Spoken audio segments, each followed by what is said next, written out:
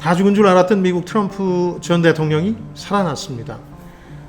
공화당 내 대선 후보 경선에서는 그간 공화당의 참신한 후보로 거론됐던 론 드샌티스 플로리다 주지사를 멀찌감치 따돌리면서 이제 공화당 대선 후보가 단원 당상이 됐습니다.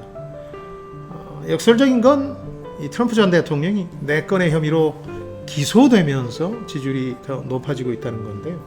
2020년 선거 부정 또 기밀 문서 취급 관련한 기소는 연방 검찰이 했고, 또 성관계 입막음, 선거 부정 기도 혐의는 뉴욕주 그리고 조지아주의 기소입니다. 그러니까 트럼프 지지자뿐만 아니라 전통적인 공화당 지지자들조차 이런 기소를 정치적 박해로 받아들이면서 결집하는 양상을 보이고 있는 거죠. 트럼프는 민주당 출신 바이든 대통령과의 현재 여론조사에서 좀 앞서고 있습니다. 심지어 바이든 대통령은 모든 공화당 후보들과 잠재적 대결에서도 잇따라 패배가 점쳐지는 굴욕을 당하고 있기도 한데요. 바이든 대통령의 최대 약점이라면 역시 두 가지를 꼽을 수 있겠죠. 나이와 부통령입니다. 재선에 성공하면 바이든 대통령은 86세, 86살에 퇴임해야 됩니다. 정상적인 업무가 가능하겠느냐 이런 의구심이 끊이질 않고 있고요. 만약에 그 기간 중에 바이든 대통령 유고 시에 그의 자리를 대신하게 되는 게 부통령인데, 현재 카멜라 해리스가 부통령인데 인기가 워낙 없어서요. 이 점 또한 약점으로 거론되고 있습니다.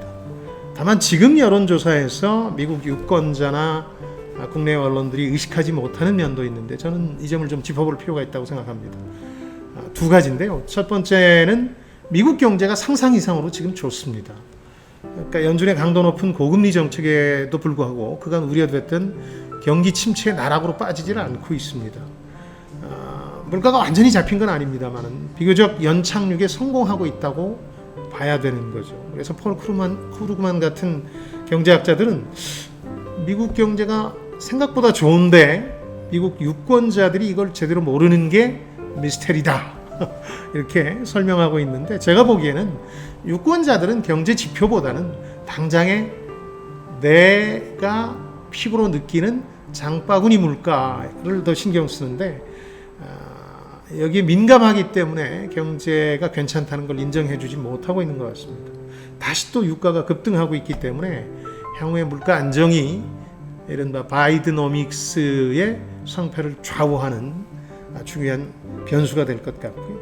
두 번째는 트럼프 기소가 공화당 지지자들을 결집시키는 역효과는 냈지만 본선에 들어가면 효과를 낼 수도 있다는 점이거든요. 그러니까 실제로 미국민 대상 여론조사들을 보면 이 트럼프 기소가 정치적 박해라기보다는 실제로 트럼프의 위법 가능성을 더 높게 치고 있기 때문에 대선 기간 중에 기소 절차가 진행이 되면 유권자의 우려가 좀 고조될 가능성이 있죠.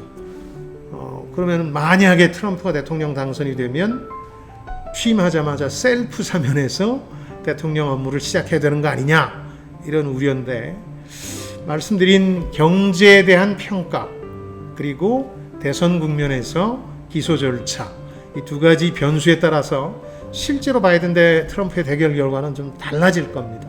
두 가지 이유 때문에 저는 언론의 예상보다는 트럼프 대선 재당선 가능성을 상당히 높게 보지는 않습니다만은, 경제 경영의 관점에서 보자면 트럼프 재당선이 우리 경제에 미칠 영향이나 시나리오를 분명히 미리 좀 정리해 둘 필요는 있죠.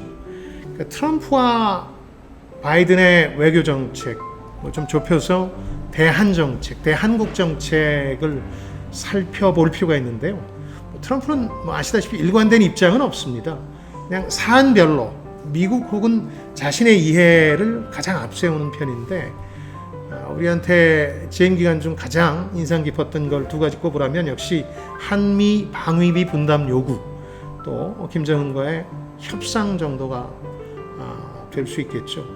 반면에 바이든은 산만하고 충동적인 외교 대신에 동맹과의 전통적인 관계를 중시하는 입장입니다. 이걸 통해서 냉전 기간 시에 옛 소련을 대상으로 봉쇄 정책을 폈듯이 지금은 중국을 포위해서 고립시킨다는 전략으로 대응하고 있는데, 저는 이걸 트럼프는 체스를 둔 반면에 바이든은 바둑을 두고 있다 이렇게 비유한 적이 있습니다. 트럼프가 만약에 당선이 되면 당장 우리 부담이 커질 게 바로 한미 방위비 분담금 요구겠죠. 지난 임기 중에는 협상이 장기화되다가 정권이 바뀌면서 부담을 최소화할 수 있었는데 트럼프가 재당선되면 그러기는 어렵죠. 상당히 어려운 부분이 될 거라고 생각하고요. 두 번째 부담스러운 건 바이든 대통령만 믿고 이 바이든 행정부의 첨단 산업 재편 전략에 호응해서 미국에 대규모 투자를 하거나 약속한 기업들이 문제가 될 겁니다. 워낙 예측 불가능한 트럼프가 바이든의 이 전략을 수정할 가능성이 상당히 높기 때문에 과연 우리 기업들이 어떤 스탠스를 취할 수 있을 것이냐, 이게 하나의 숙제로 남겠죠. 아마 상당한 부담을 안겨줄 숙제라는 생각이 듭니다. 악재만 있는 건 아닙니다. 이제 트럼프가 재당선되면 마지막 순간에 그가 베트남 하노이에서 스스로 죄를 뿌렸던 북한과의 협상 불씨가 아마 다시 살아날 겁니다. 뭔가 가시적인 성과를 단기적으로 내고 인정받고 싶어하는 욕구를 느낄 텐데 이만한 소재는 없거든요.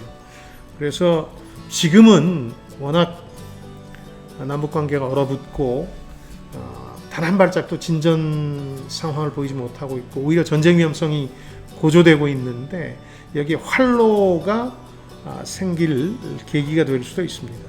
자, 사업과 투자의 관점에서 오늘의 결론. 트럼프 재당선 가능성을 완전히 배제하지 마라.